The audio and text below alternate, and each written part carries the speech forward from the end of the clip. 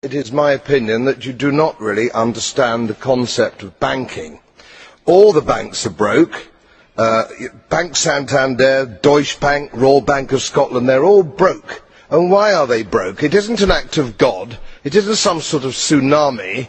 They're broke because we have a system called fractional reserve banking, which means that banks can lend money that they don't actually have. It's a criminal scandal, and it's been going on for too long. To add to that problem, you have moral hazard, a very significant moral hazard from the political sphere.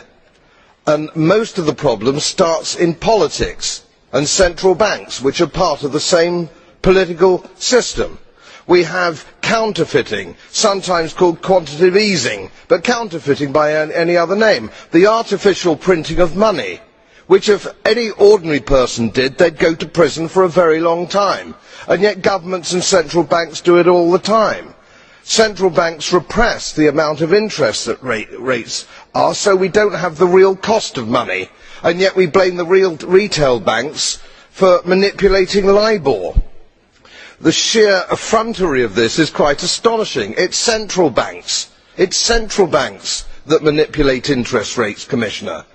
And plus, underneath all this, we talk loosely, in a rather cavalier fashion, do we not, about deposit guarantees. So when banks go broke through their own incompetence and chicanery, the taxpayer picks up the tab. It's theft from the taxpayer. And until we start sending bankers, and I include central bankers and politicians, to prison for this outrage, it will continue.